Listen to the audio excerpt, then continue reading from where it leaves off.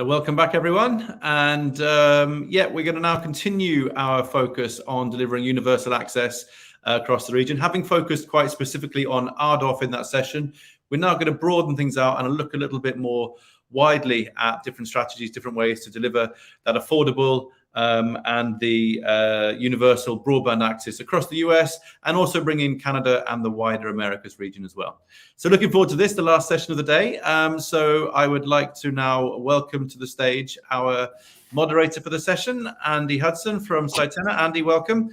Great to have you with us. And as I said, really looking forward to the session. I think it was a really interesting debate we just had on RDOF. So looking at widening out of it now, and looking forward to it. So I will pass over to you.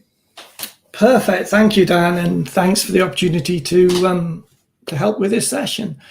So, as Dan said, we've heard about RDOF. That was a really interesting set of discussions, and we're now going to take a sort of high-level view to really what I think is one of the most interesting and important topics here, which is how do we get that sort of universal and affordable broadband across all the Americas? And it's not really a new topic. I mean, regulators and governments around the world have been thinking about how to do this. But perhaps the pandemic, along with the sort of transition to the 5G era, gives us, the political and the commercial impetus to actually deliver on this promise now. So it's a really exciting time to be thinking about it. But as I was considering it, as always here, the devil is actually in the detail. And I'd like us to focus on the detail of what those goals are. And it's a lot of money, as we've heard, and how do we make sure that that public money is deployed in the most effective way possible? And I was thinking there's sort of three themes that we might be able to think about here in terms of that. One is, historically, we've always focused more perhaps on availability and perhaps less on affordability. And I think that's something that we should test and push through this discussion. I think the second point is, what technology makes sense where, and I'm looking at this from the perspective of a supposedly level playing field feels very different depending on which team you're on. And so I think we all know that decisions that are made influence which technologies have certain advantages, and how do we think about that in that wider context of what we're trying to achieve. And I think the final point that I'd like to make is the definition here, again, in the detail, is so important. What do we mean by broadband, and how does that broadband definition have to change over time? Now, I'm really excited because we've got an incredibly good panel to help us unpick this topic. But I'd like to also ask you as members of the audience to please send in your questions, become involved in this, because this is one of the most important decisions that we're going to be making. So we're going to start off the session with Michael Jansen. He's the Assistant Chief at the Office of Economics and Analytics at the FCC, and he'll obviously give us that regulatory perspective and I think some really interesting insights into the wider picture of what is being looked at here. We're then really lucky to have operators from AT&T and T-Mobile. First of all, from AT&T, Beth Fujimoto in public policy there, and then Will Adams in strategic policy at T-Mobile. And they're going to give the operator perspective and sort of how that feels, when they're trying to actually deliver this.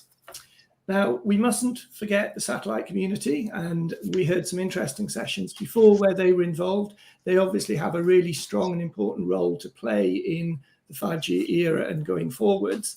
So we've got Gabriela Lago from the Global Spectrum Regulatory Policy team in ESOA.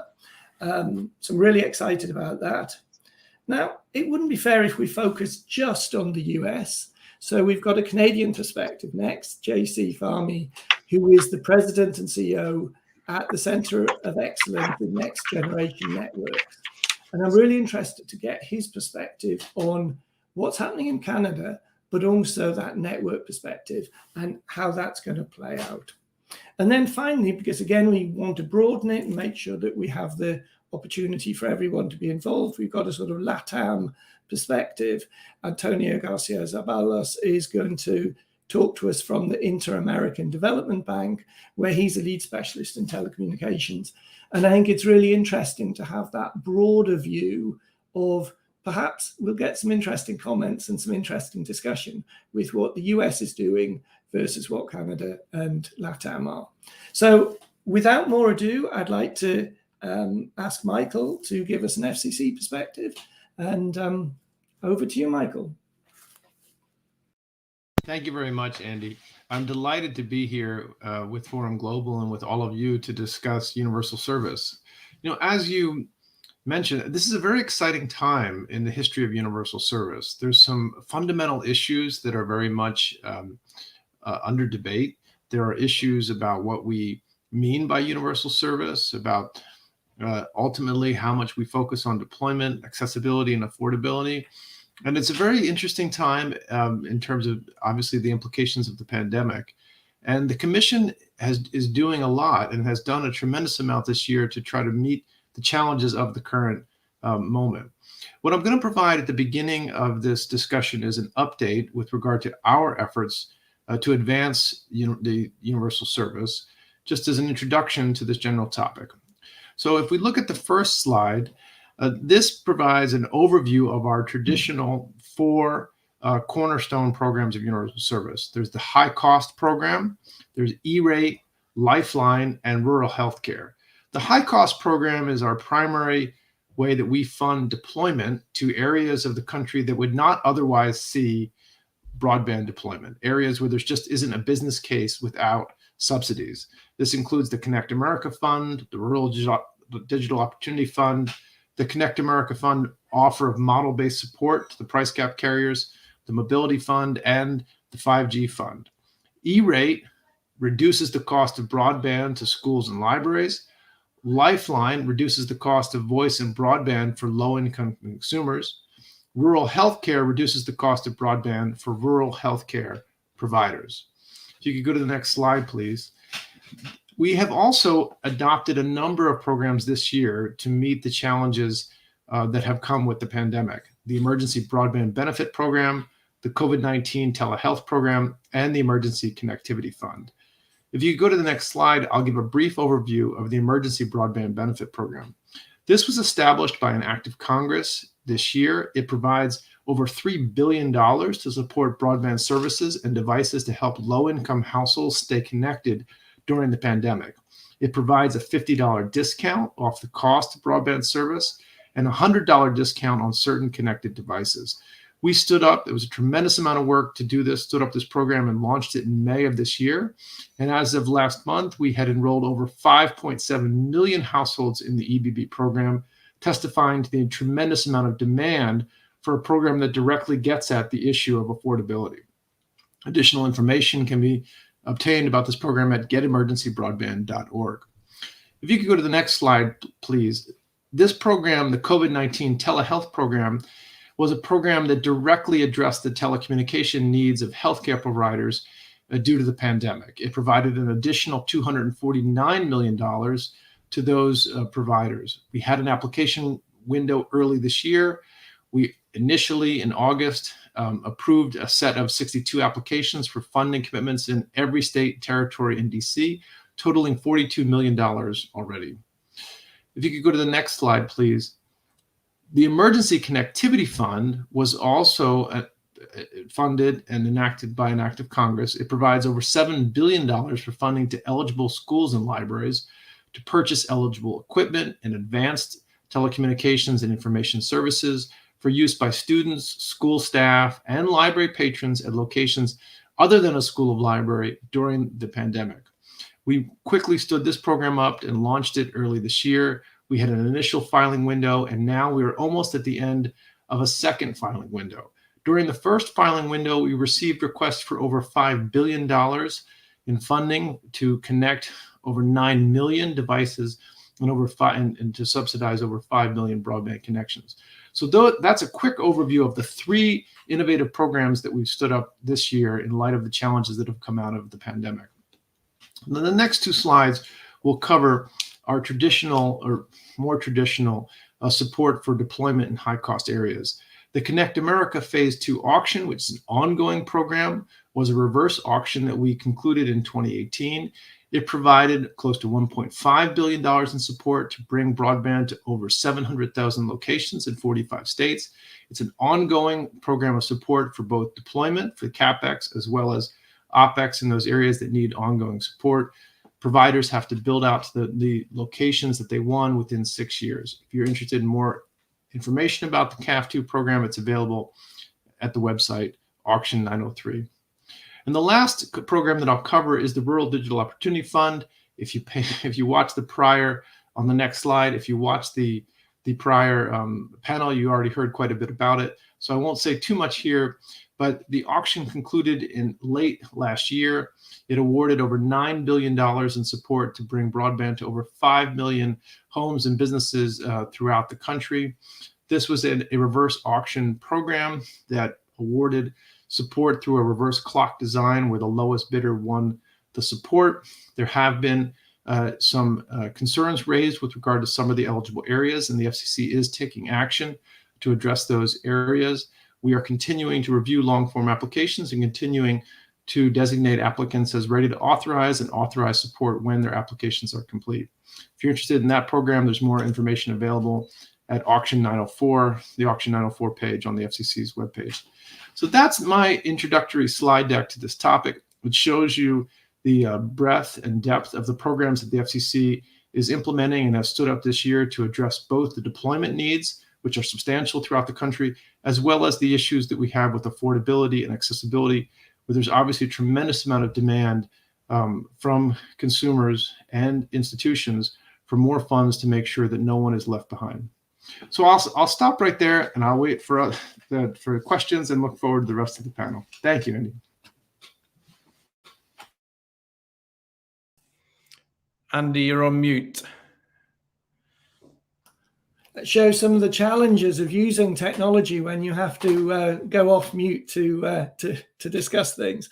It shows how difficult it is to make sure that you get that targeted funding where it's needed, and how challenging it can be. So maybe if we think from the perspective of operators now, Beth, from an AT&T perspective, for this topic generally, what sort of opening remarks would you like to make? Thanks. Beth, you're on mute now. He's catching, obviously.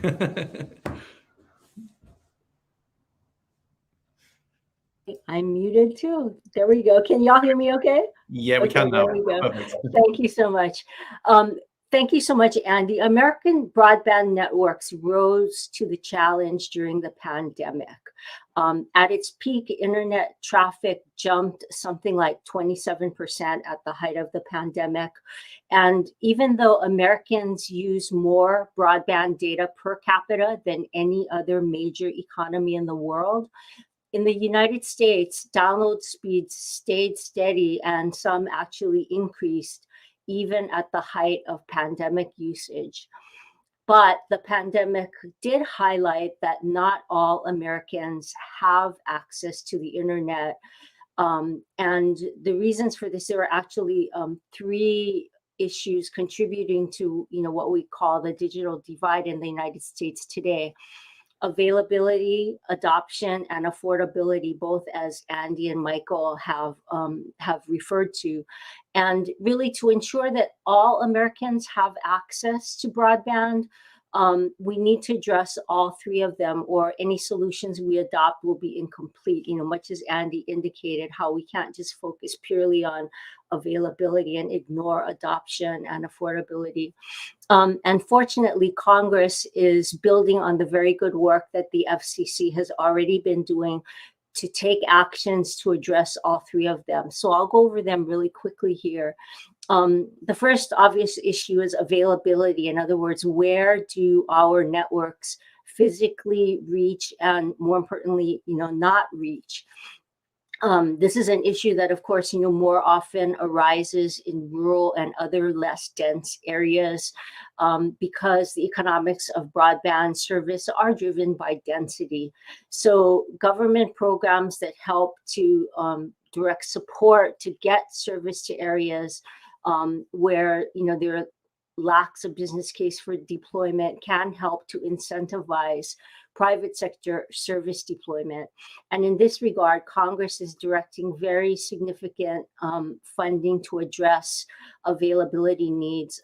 It's already made available more than $350 billion through the American Rescue Plan. This is money that goes to state and local governments, which they in turn can direct for a variety of infrastructure needs that can include broadband. And then now pending in Congress through the infrastructure bill that I'm sure everyone's aware of, you've been reading about in the news. That pending legislation would also direct more than $42 billion in broadband funding. The second leg of the stool is adoption. And this refers to people may have physical access to broadband, but they aren't online for other reasons. For example, they don't know how accessing the internet could be helpful to them in their day-to-day lives, or, might be interesting. Or perhaps, some people might lack keyboarding skills, which are really necessary to be able to navigate the internet and all of the capabilities that applications and so forth give us.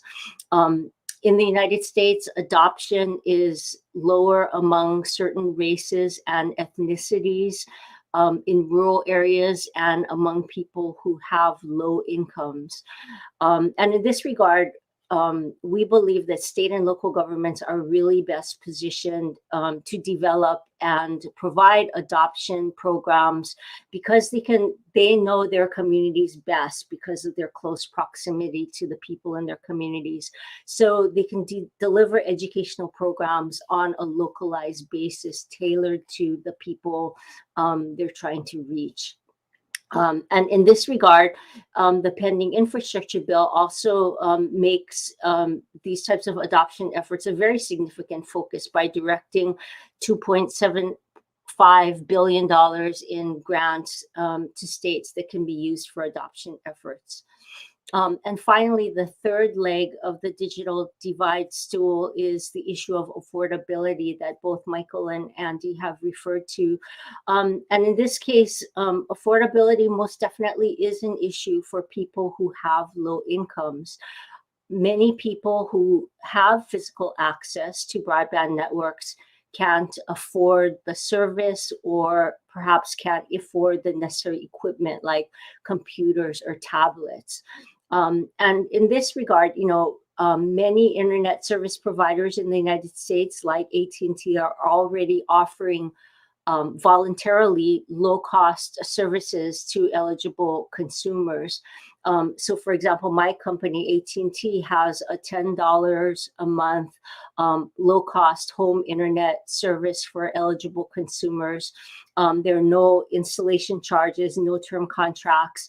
And we've expanded eligibility during the pandemic, and we've also are waiving all overage fees through the end of the year. Other providers have similar programs to help put broadband in reach for low-income consumers as well. And beyond this, as Michael mentioned, Congress had established a $50 emergency broadband benefit to help people get and maintain connectivity through the pandemic. This is something that Congress, in the pending infrastructure bill, would make permanent and transform it into a $30 per month affordable connectivity program benefit for most households to help them pay for broadband service.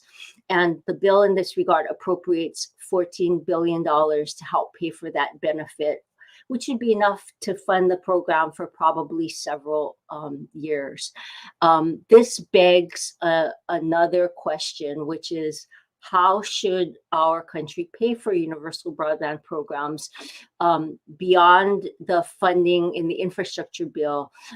Today, we have a USF that is funded by assessments on telecom carriers that helps to pay for the affordability and other programs. But that assessment is on interstate telecom revenues, and it's more than 29%. It's even reached 33% last year, I believe, which is really an unsustainable burden for consumers. So the infrastructure bill has teed up the issue of what should be the future of the Universal Service Fund, which the FCC will need to prepare a report for Congress, really think of questions like, how should the funding base be broadened, and if so, who should contribute to it, and should it be those who financially benefit for broadband? There's a lot of dialogue on these issues. There's going to be a lot of dialogue in the coming days, and we look forward to working with everyone. Thanks so much.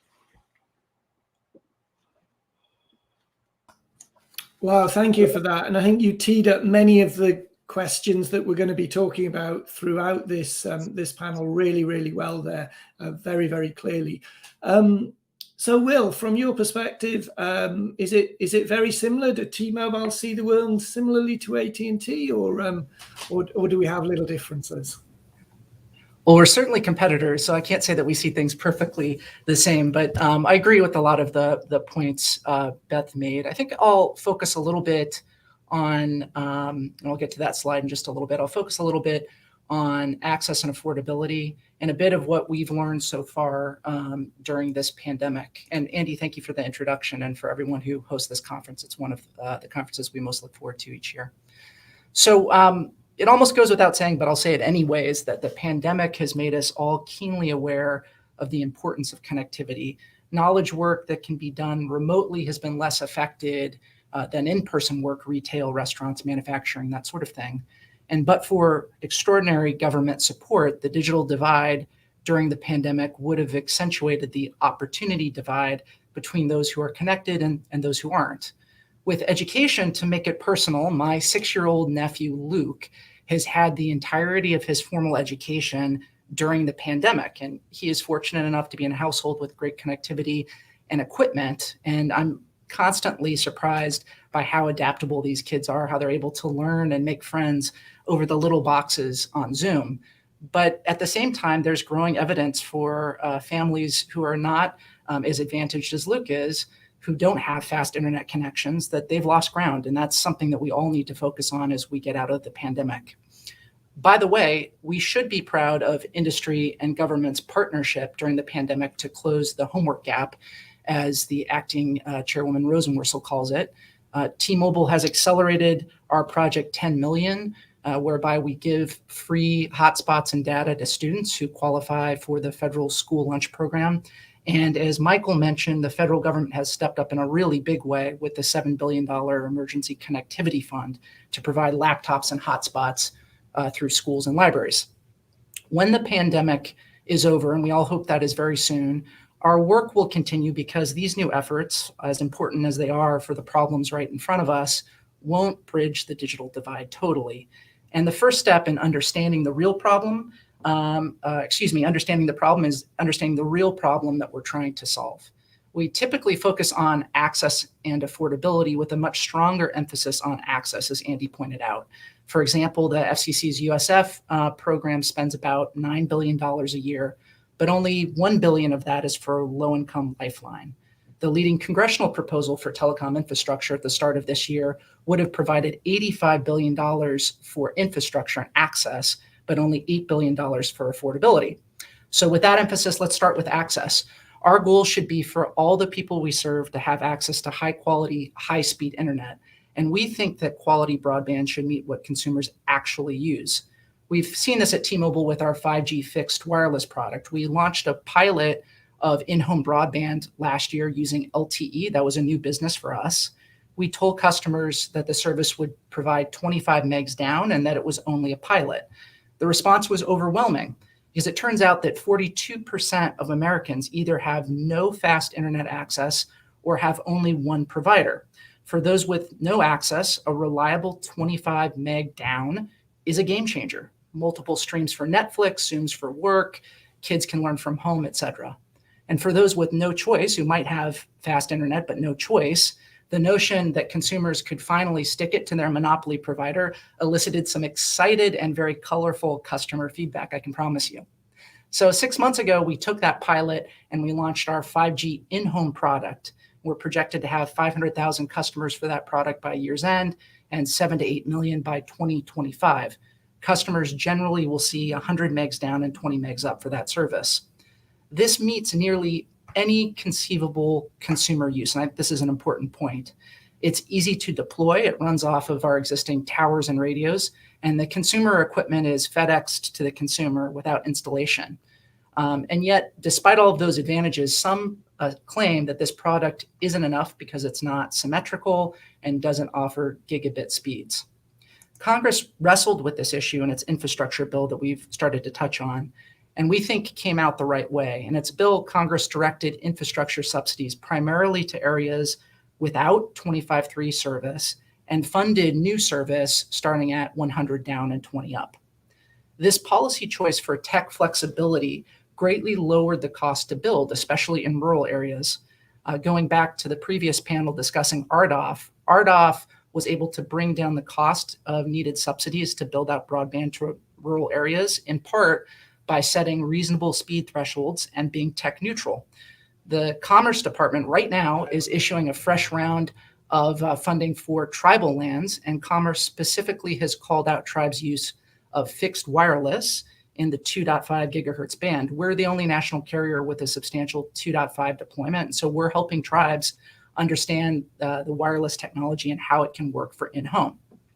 So that covers access, but we know that providing access won't bridge all of the digital divide. And for that, I'd like to look through those slides that we have up right here. So this first slide, we did a little research internally and kind of looked at who doesn't have or who hasn't adopted broadband. That's the kind of pink box right there. And you can see something I think we all know, which is as a household income goes up, adoption for broadband goes up as well. So households with less than $20,000 of income, only 70% of those have broadband. And when you actually survey those households, you ask them, why don't you have broadband? Well, the majority of reason is it's too expensive, I don't have a computer, or I can find broadband elsewhere through like a school and library. Next slide, please. So that pink box is reproduced from the last slide, and look down at the box below that. That shows different income levels by size of household, and the middle diagonal line is at 135% of federal poverty. That is the level where Lifeline kicks in. So if you sort of eyeball it, you see that middle line for a family of four crosses at about $40,000 of income. So let's call it $38,000 of income. That's where a family of four would qualify for Lifeline. Well, that's great news, because you think, hey, we already have a federal program that should attack the number one issue for adoption on low-income people, which is, of course, the ability to afford broadband. But if you look over on the right-hand side, that shows actual Lifeline participation over years. And as you can see, that has declined. We're down to somewhere around 7 million households who participate in Lifeline. Last slide. And so why is that, right? If we recognize that affordability is among the top issues or the top issue for broadband adoption, this should concern us, because we already have a program that doesn't seem to be increasing and totally solving the affordability problem. And, one way to look at it is to say that Lifeline doesn't provide enough funding to offer competitive, robust service. So Lifeline provides $9.25 per user per month, and states can supplement that federal funding. So if you look on the left-hand side, you see California, Oklahoma, and Alaska, and you can see that they have plussed up that $9.25 subsidy in the case of California and on average Oklahoma to nearly $25 per month. Well, you can see those states actually have some of the highest adoption. And we think that that's not a coincidence, that the additional funding that states are putting on top of Lifeline allows providers to compete and to offer a service that is closer to their commercial offerings. And in turn, that has been a more attractive solution and has incented families who otherwise wouldn't have broadband to sign up. So I'm done with those slides. So the last thing I'd say, and we've already just touched on this, Beth has touched on this a bit, is that Congress recognizes that there's a problem, that there's a funding problem for broadband adoption with low-income households, and has tried to do something about it. As Beth mentioned and Michael mentioned, Congress already has stood up the EBB program, which is a $50 a month benefit for families. According to the stats I saw, As of Friday, over 6 million households have signed up for that program. T-Mobile is a big participant in that program, and we've actually even run television commercials to try to get low-income households to sign up for that. That program will not last forever, and Congress is considering replacing it with a more scaled-down program, the ACB, that Beth referred to. We think, and I'll close on this, we think generally that that's the right approach, and we look forward to working with the administration to look at a long-term sustainable solution that provides the kind of money to get low-income households signed up for broadband. Thanks a lot. Thanks, Will. Lots of good points in there, and I think a question for me for later, they're coming quick and fast, it's great, is, is there so much complexity here between federal and state funding and special things for schools and different things for health and different things for families, whatever? Are we in danger of making it so complicated that it's actually harder to achieve the things that we want? But that complexity's there. Maybe we're just moving it around. But interesting, really, really good points. Okay, Gabriella, maybe if you could tell us a little bit from a satellite perspective. Really interested to hear that. I will do that. Thank you very much, Andy, and thank you very much to the organizers for inviting us to participate in this very important panel. I am delighted to speak to you today on behalf of our membership, all of whom you can see in the next slide. The association represents the common interest of 22 satellite operators, many of whom are very active in the Americas. I could not agree more with my colleagues in this panel regarding that availability, affordability, and adoption are the key topics to be discussed at this point. But we believe that affordability is the driver for both availability and adoption. So a mix of technologies is required in order to bridge the digital divide.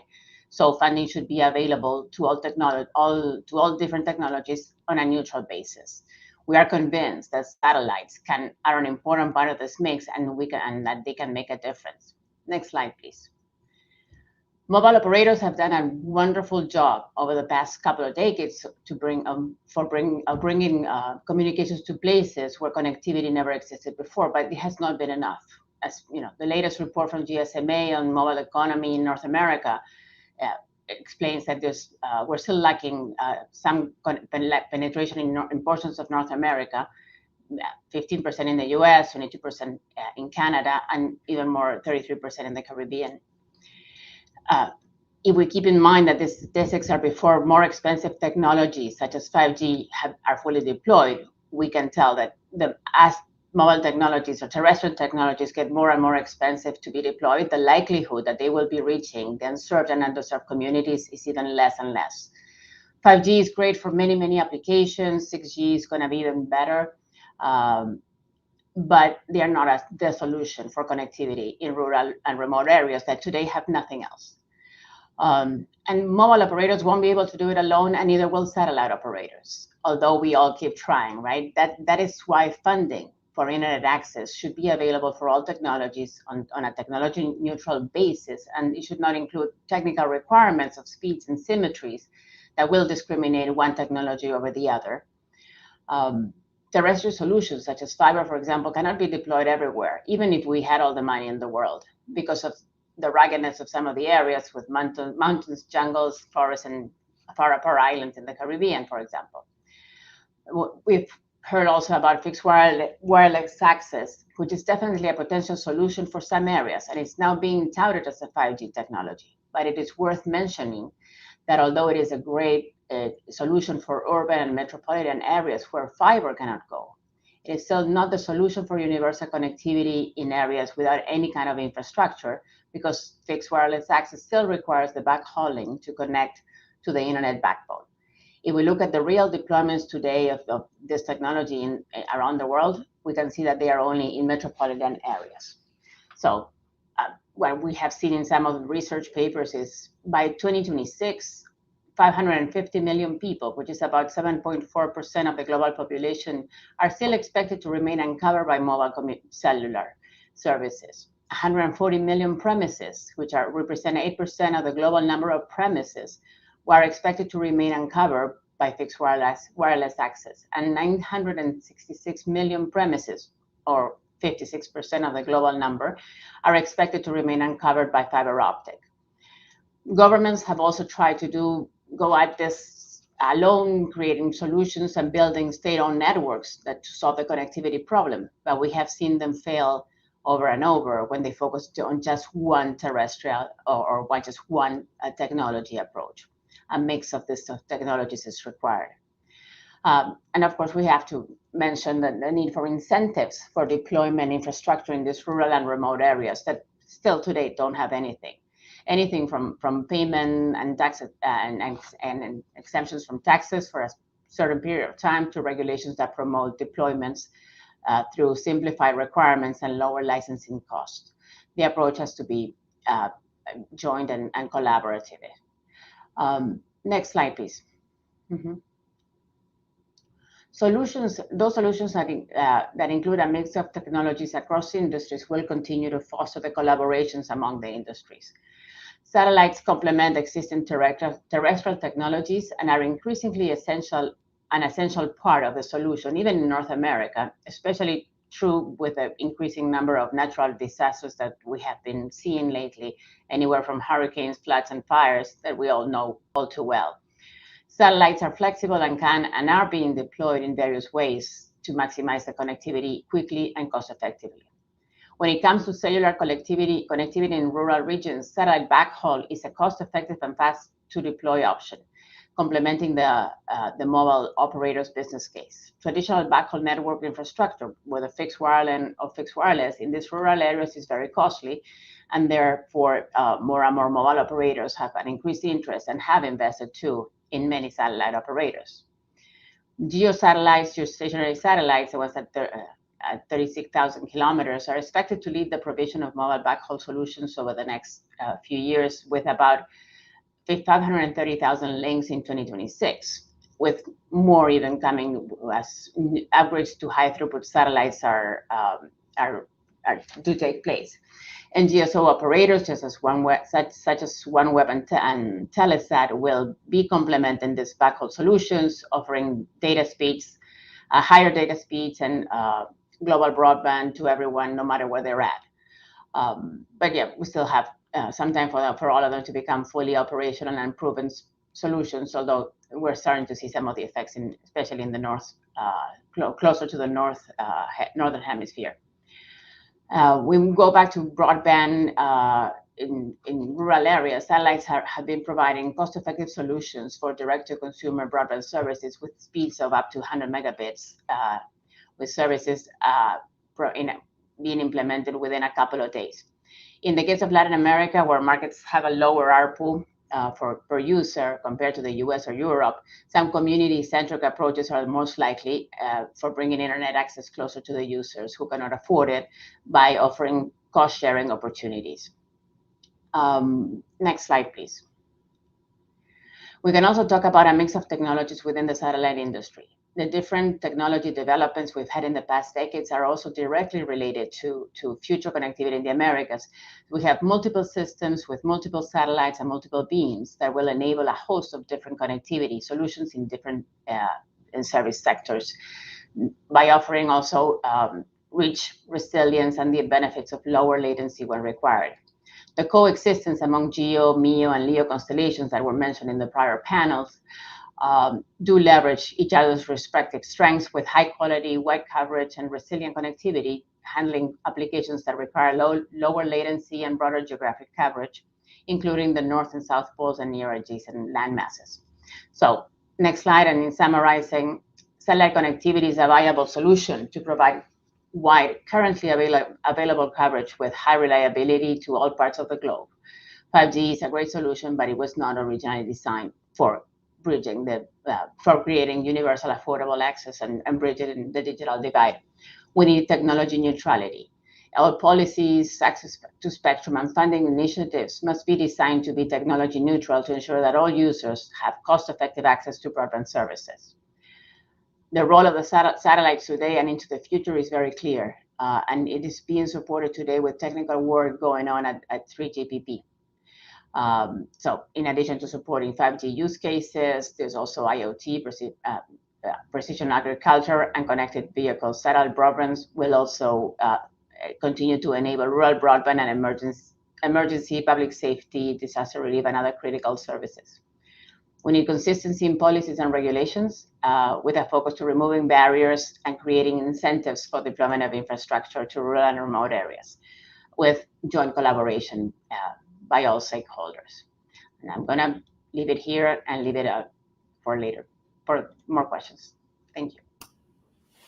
Fantastic, Gabriela. That's really helpful, and I think puts into context that complementarity between satellite and lots of other systems and technologies, which are all going to have a part to play if we're going to fix this problem. Okay, so let's move now to Canada if we can. I'm interested to expand the discussion a bit. And JC, what can you tell us about what's happening there? It's a lovely place, and how are you solving the problem? Is it easier there than in the US? Well, I don't think so, but thank you, Andy. It's a pleasure to be here to share a bit of our experience with what we're doing with the remote broadband challenges in Canada. If you'll allow me, I'll start with just a few seconds on introducing SENGEN, because the audience may not know who we are. If you can go to the next slide, please. SENGEN is a not-for-profit. We're funded by the federal and Ontario governments and supported by industry. And our mission is really to drive innovation, technology adoption, and growth in the Canadian ICT industry. We're a technology organization. We've built an advanced test bed that includes 4 data centers and 2 living labs for smart mining and smart agriculture applications. And on this infrastructure, we run a set of programming that is offered to the ecosystem in Canada. Next slide, please. Our programming really is divided into 3 key areas. We offer testing and validation services for small and medium enterprises. We offer training and experiential learning opportunities for students and professionals.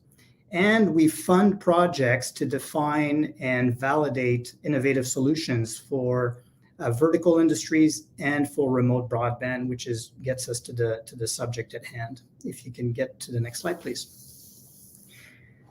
So in Canada, broadband access is a challenge due to the geography of the country and the low density of the population outside of urban centers. The latest statistics from the Canadian government show that in Canada, less than 50% of rural and remote communities have access to high-speed broadband. In Canada, currently the government defines high-speed broadband as 50-10 service. So that's a massive economic opportunity. Approximately a third of the Canadian economy is based in those communities, but more fundamentally, it's a question of equality, both economic and social. And so the Canadian government has defined an objective of 100% coverage by 2030. And there's a lot of funds that have been applied to this challenge, to this problem at the federal level, provincial level, and municipal level as well. And if you can go to the next slide, I'll talk a little bit about SENGEN's role in all of this. So to help address this challenge, we launched what we call our remote broadband access program. And the goal of this program is really to support and validate the definition of innovative solutions on both technology and business models to address the remote broadband access challenge, with the goal ultimately of trying to reduce the ROI gap that is one of the obstacles to access for remote communities. So we fund real projects in real communities, and those projects obviously help the residents of those communities. But ultimately, the goal of our program is to capture solution blueprints for other communities that have similar needs and challenges, so they can learn from that and apply the learnings of those projects for their own community. The challenge statements have been defined according to a range of potential needs, both from last kilometer perspective, middle kilometer, but also long distance, and applying then a range of solutions to address those challenges. You can go to the next slide, please. So just to kind of wrap up my introductory remarks, some of the key learnings of our program. First is the need to build a plan based on the local community needs. And that may sound obvious, but it's pretty fundamental. And it starts with understanding the needs of the local community, understanding the local geography, and understanding that one size does not fit all. It's also important to understand what might be the resistance in those communities to adopting the technology, because having access is not enough. You have to be able to adopt the technology and find ways to use the existing infrastructure in that community to lower costs.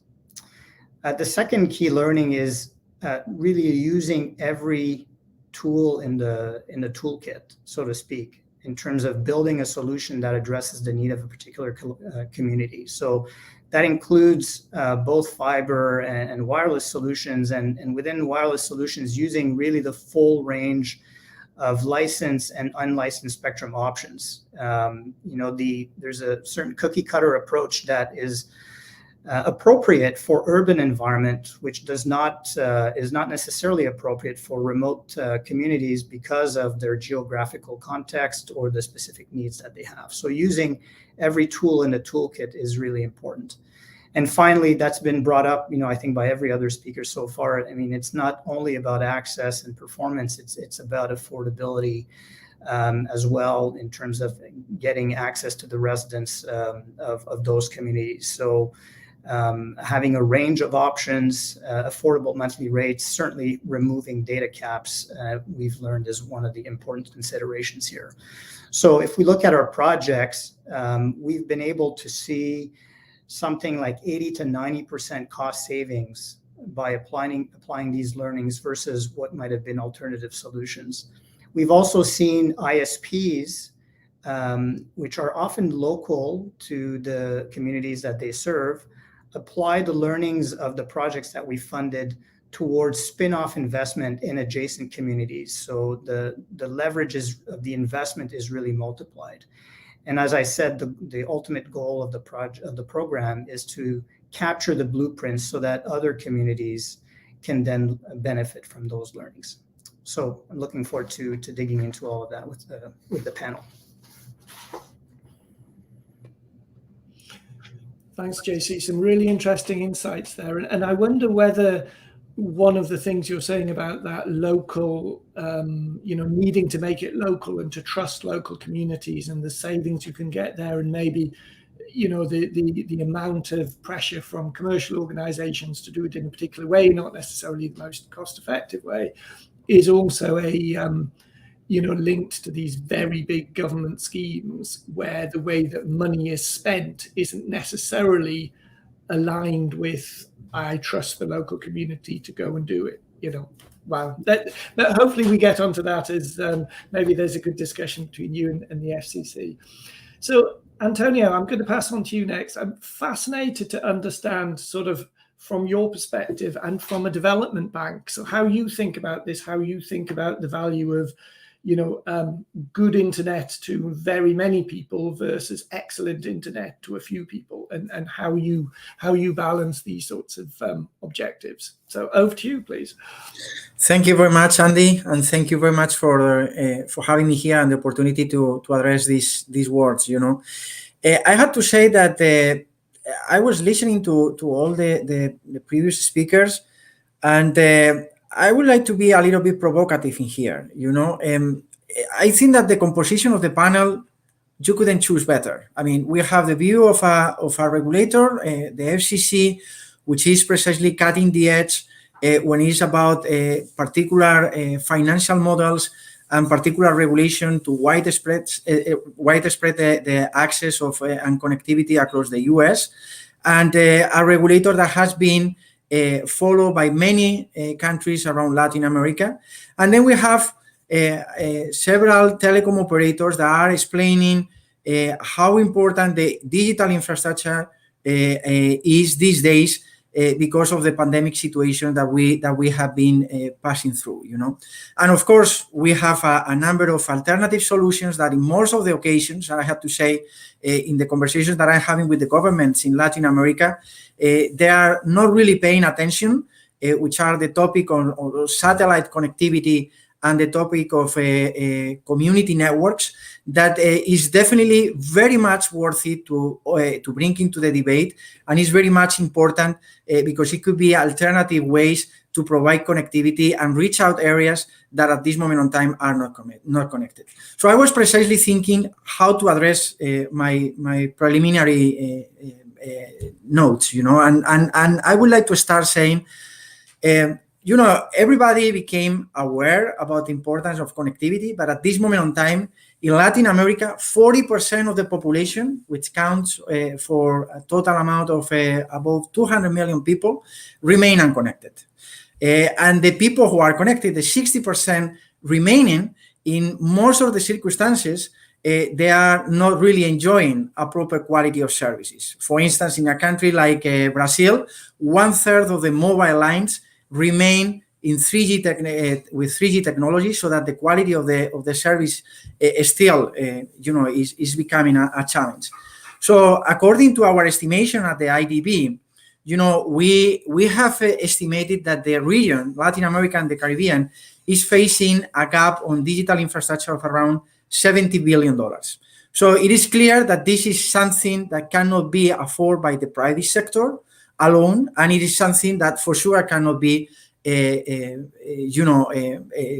afforded by the public sector as well. So it is 100% sure that we will need to find the way in which public and private sector just come along, work together, and make sure that the digital gap is properly bridged. And in this particular concept, I would like to bring again the models that Michael was bringing from the FCC, and I'm sure that there could be something of interest to have a further discussion during the period coming up. The second thing that I wanted to say is that when one have a look at the regulatory framework in Latin America, we realize that 2 out of 3 regulatory frameworks in the region are from the late 1990s or early 2000, where the concept of broadband and the concept of 5G, and for sure the concept of artificial intelligence is not there. So we will have particular challenge to make sure that those investments remain sustainable and that those investments are somehow feasible and interesting for the private sector as well. So there is a role for the public sector, and there is a need of update of the telecom regulation. By means of bringing together this digital infrastructure of $69 billion, the region could move forward in terms of GDP growth of around 7.7% and increase the productivity in around 6.4%, which is something that we cannot deny. Most of the occasion, we are just focusing in what is the situation from the technical perspective and what is the best solution that we can bring.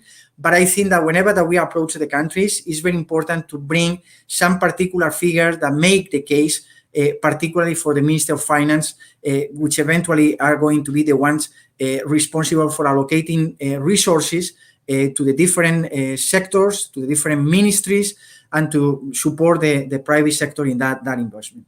So I said that the provocation is going to come from the call for action.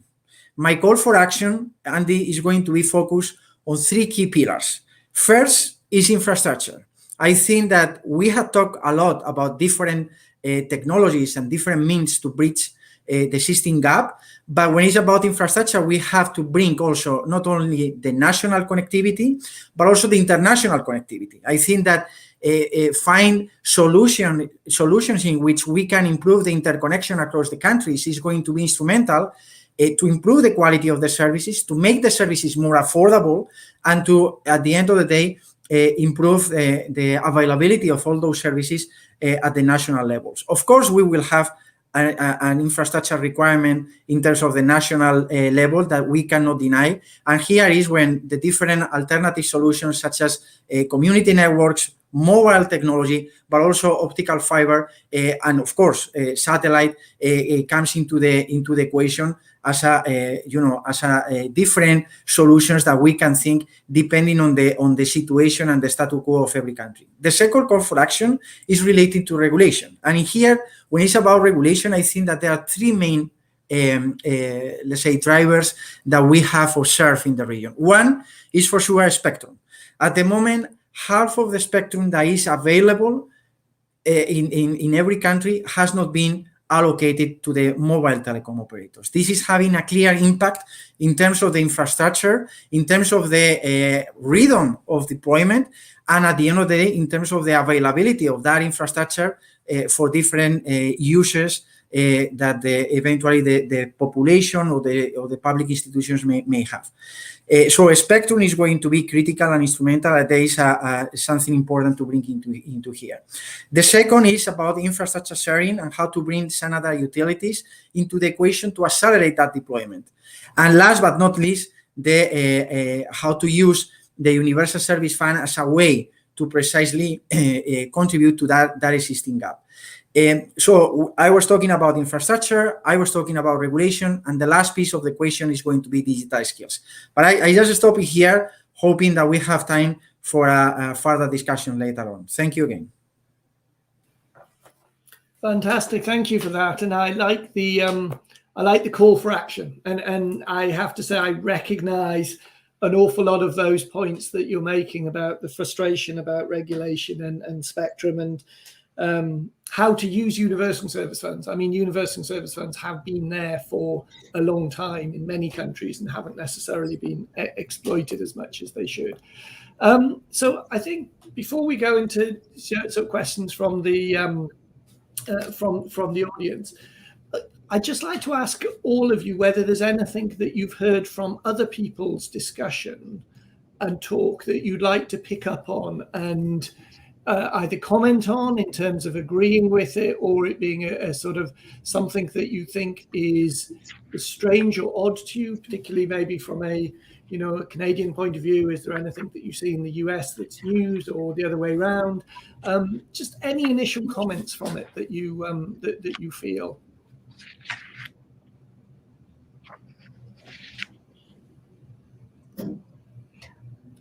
I can share that, listening to Will and Gabriela and everyone, I think one of the key insights for me that jumps out is that, for a country like the United States, of course, this huge country that we are, there really isn't one technology solution, right, to be able to get service to all Americans. So for example, fiber to the home may well be the preferred solution, wherever it's feasible, right? And in fact, AT&T is on track to get fiber to the premises to an additional 2.5 million locations by the end of the year. We're also on track to get fiber to the prem to a total of 30 million locations by the end of 2025. But certainly fiber isn't the only solution. We are, of course, rapidly deploying mobile 5G, and we expect to have more than 200 million Americans covered by that, with mid-band 5G by I think 2023. And then finally, we're also planning for the next generation of fixed wireless services as well. And we're very bullish, on the capabilities of next gen fixed wireless. So, I think what you've heard from all of the panels is that really, all of these need to be a part of our connectivity toolkit in the United States, and certainly it's a part of AT&T's. So, do you think that? Do you think we're going to end up with companies effectively trying to go into other people's technologies? Maybe this is to JC, your point about you need a mix of technologies and spectrum and to be flexible. Are we going to see, rather than just partnerships or companies working together, are people going to be appropriating the good bits of other people's technology in particular areas?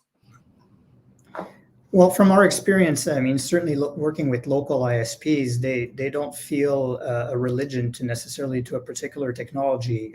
They want to support and address the needs of their local communities. So we've seen ISPs be quite open and flexible with the range of solutions that they can apply to the problem, and that includes fiber where it makes sense, though not necessarily where it might appear to make sense at first blush, and then being flexible with a range of wireless solutions. So local ISPs tend to be smaller, and they rely on the support and the innovation that comes from their suppliers.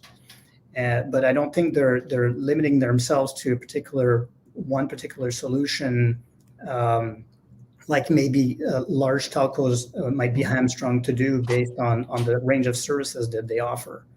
And the other thing too is that, to your point you were asking me earlier, Andy, I think we see a lot of value in what we call micro projects. And there's a lot of money in the system in Canada, certainly, and it sounds like in the US too. And those dollars are important to build some of the large scale infrastructure required. But when you get to smaller communities, you can do a lot with $500,000, and $500,000 can cover a particular community and then bring leverage to the adjacent communities. So I don't think it's about. I don't think the small ISPs care. They just want to serve the community. I share that from what I've seen. Michael, from an FCC perspective, do you trust local communities, or do you need to have control centrally? That's a bit of an edgy question.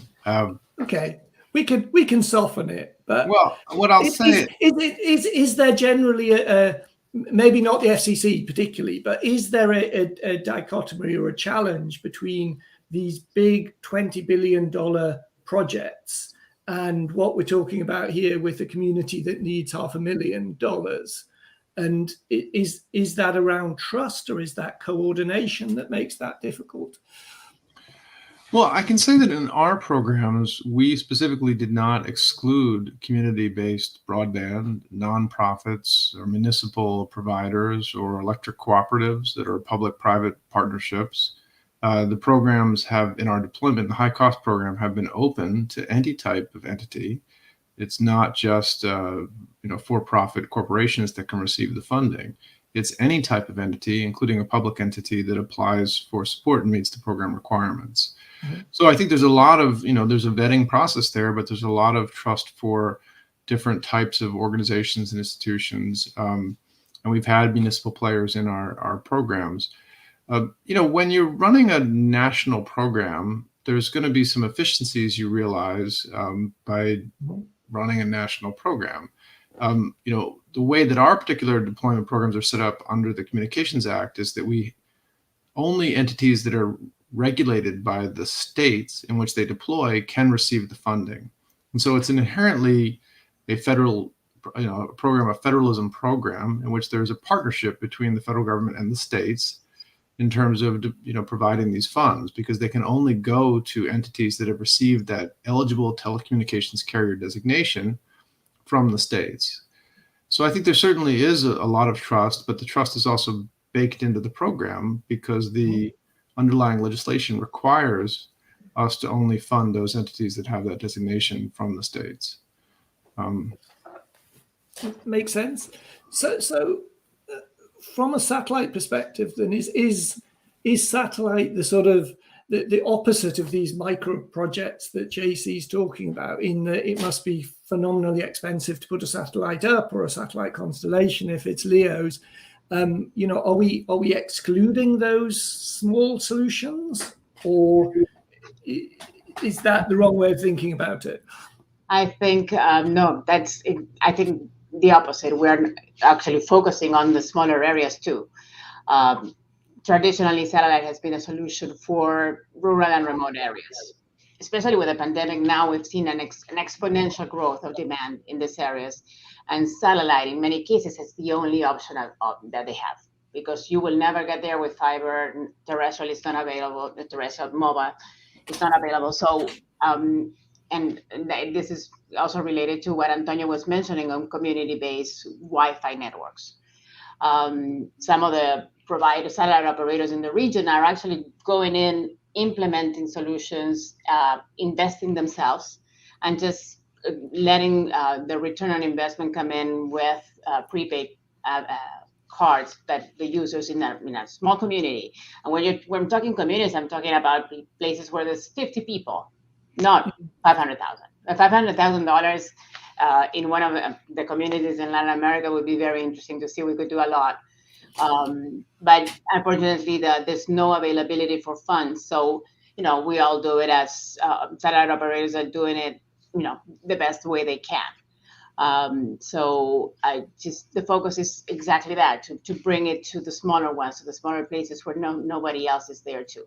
Just need to make sure that the requirements do not demand that latency be 50 milliseconds, which is a 4G level, because that would even keep mobile operators out. 5G, it's not just cannot justify it in a place where there's only 550 people in 100 miles around, right? So the idea is to bring more affordability by sharing costs and creating these networks for satellites with satellite connectivity. And I guess one of the questions that we got from the audience here was, maybe Will, from your point of view, because you mentioned that you were doing quite a bit of it. The question was, what role can fixed wireless access realistically play in connecting the rural areas of the US?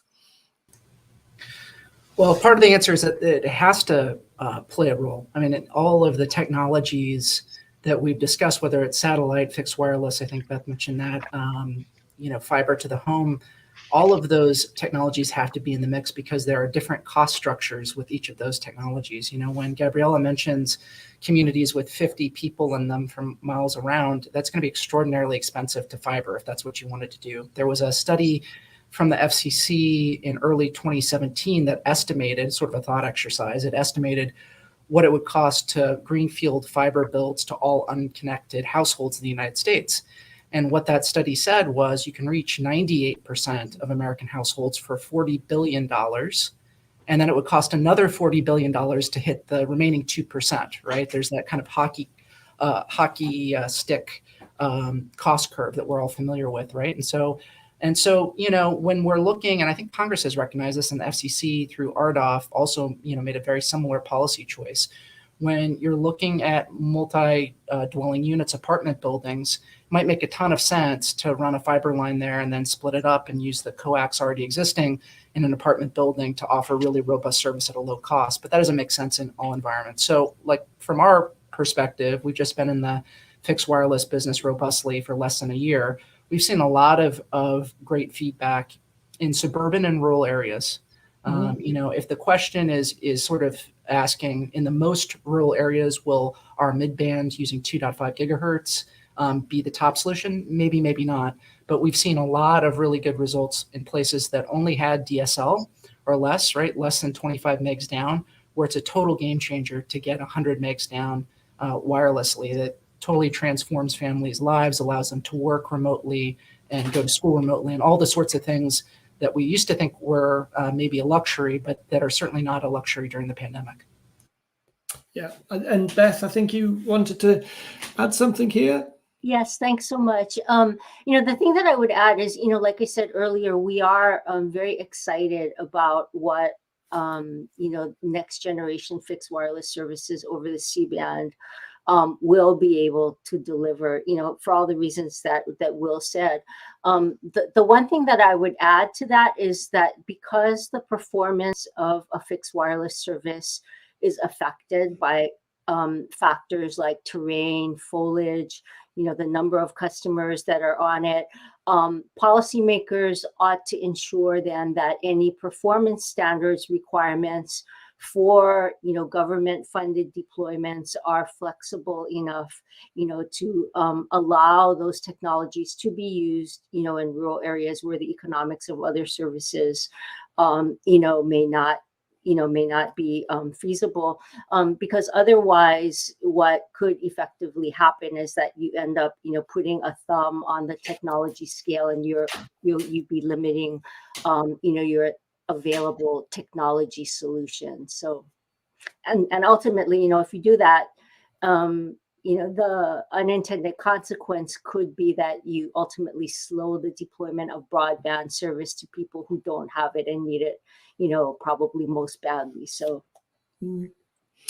to your point, Antonio, about regulation, where do you think we should be setting the aspirations in terms of uplink, downlink, latency, etc.? Set them at today's level of what Will was saying gives people a good service, and that's fine, or do we set them where we think they're going to be in 5 years' time? Does that sort of stifle innovation and stop things happening? How do we get that balance between what's an acceptable level, but how we change it over time when you're talking about using public subsidy? Yeah, I think that the key thing here, and I haven't heard during the call, is during the meeting, is sustainability. And Gabriela was mentioning that at the end of the day, we had to think about those rural communities, and for rural communities, sometimes the challenge is not only financially, but it's also about as simple as having the possibility to install an antenna or to have whatever communication that is coming from whatever technological solution. So that is an actual challenge. So along with all this, there are specific regulatory framework updates that are needed. As I was mentioning, in the case of Latin American countries, most of the countries are having totally outdated regulatory frameworks where for many, let's say, local governments, to have an antenna is like a source of revenue, or potential revenue, and where a specific national legislation is going to be or is missing just to facilitate that deployment. So, but the key thing in here, going back to Gabriela's point, to me is a lack of, let's say, understanding on where we are going. So we are talking like silos. We have digital agendas here. We have technological solutions that are brought by different players, but we don't have a specific linkage between what it should be a national connectivity plan and a digital agenda going forward that somehow bring together the rural and the urban population in the same terms and conditions. So this is something that I'm missing. And along with that, there should be all the public policy and regulation that should be aligned in that particular perspective. Mm-hmm. This is something that is missing in my view. So Michael, just to your, to that, I guess the National Broadband Plan was the attempt from a US perspective to put that together in one place, and then you have to just think about how to keep modifying it as time goes on. Yeah, the thing that I would want to say is, as much as this is an exciting time with regard to universal service issues very much being under discussion and debate, and new approaches and a pivot towards affordability, some of these issues are timeless, and there are trade-offs between standardization and efficiency. There, when we think about rural electrification and rural telephones, there were standards that were adopted there that also correlated with technologies. And so right now there's an ongoing debate about whether or not there's going to be standardization based upon a technology, or it's just going to be based upon a speed or based upon a latency. But these are not new issues.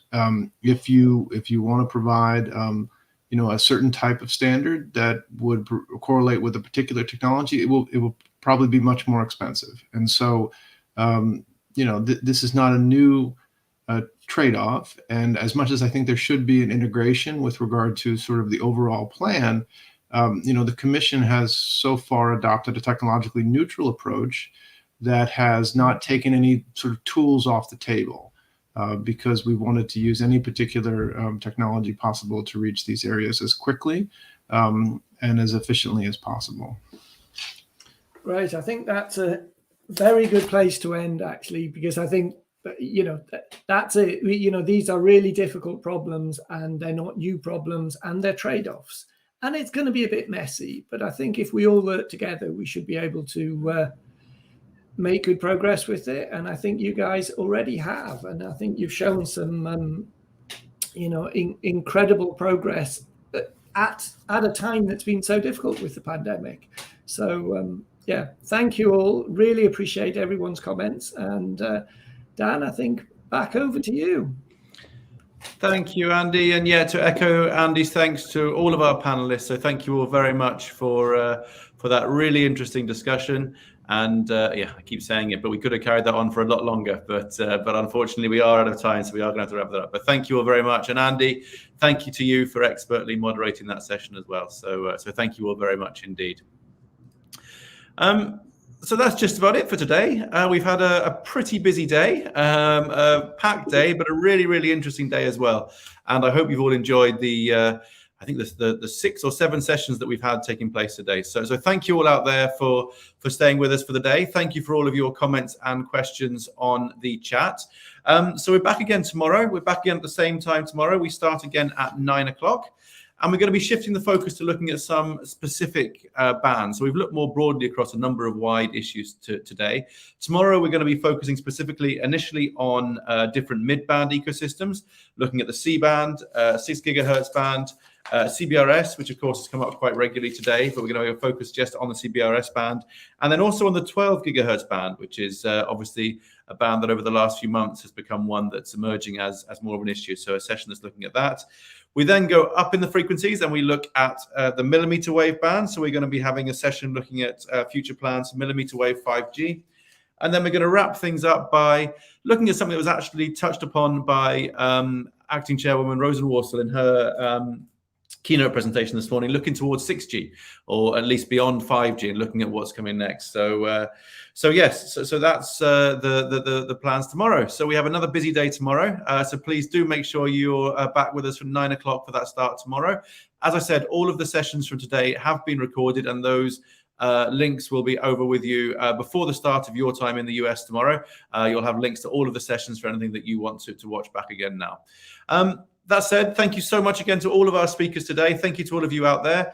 Wishing everyone a very pleasant evening, and see you back here at 9 o'clock tomorrow morning. Thank you very much.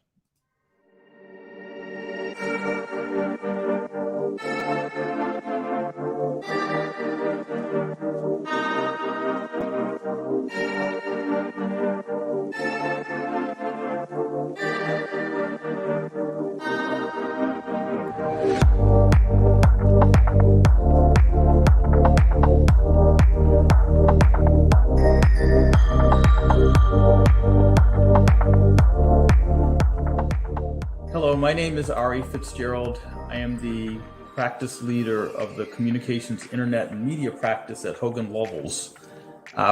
We have provided for you a video as part of the showcase that focuses on spectrum policy developments in the US and Latin America. I hope you enjoy the video. Hello, this is Tony DiToro with Link Global. We're inviting you to join our showcase session in the on-demand area.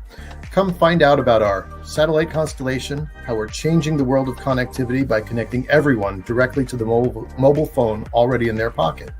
You can hear about our excited mobile operator partners and how they look at Link and our connectivity and built-in resiliency for the future.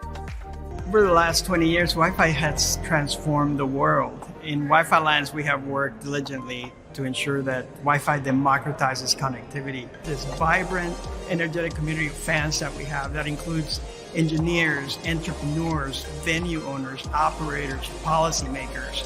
And with this diversity of community sharing the same interest for Wi-Fi, we can be sure that the next 20 years of Wi-Fi are going to be tremendously exciting. Hi, my name is Marta Suarez. I am the president of the Dynamic Spectrum Alliance, DSA, and I would like to invite you to attend our showcase about growing global footprint for 6 gigahertz license exempt access.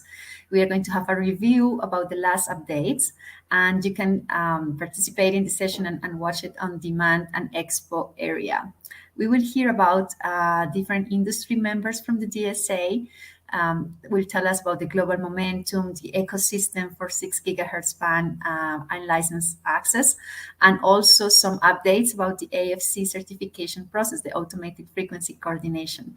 So don't hesitate. I'm sure you will have a lot of interesting information, and I hope to see you there. Thank you. Welcome. I'm Peter Linder from Ericsson. I'm heading up 5G marketing here in North America. I have a session for you about 5 different things that have changed or perspective that we all need to know about 5G, perhaps a little bit different from what you normally see. In order to access these ones, I would like to suggest that you head out to view the showcase in the on-demand and expo area. The on-demand and expo area where you find the showcase. Thank you very much. Hi, this is Jennifer McCarthy, Vice President of Legal Advocacy for Federated Wireless. I'd like to thank the Global Forum team for their efforts in pulling the America Spectrum Conference together and invite you to come check out the Federated Wireless Showcase at the On Demand and Expo area on the website. We are going to be talking with Kurt Schabach, Federated Wireless's CTO, about the power of cloud computing and how it can be leveraged to improve spectrum management for regulators as well as operators in this era of shared spectrum and new opportunities for 5G deployments. Thank you so much and look forward to seeing you there.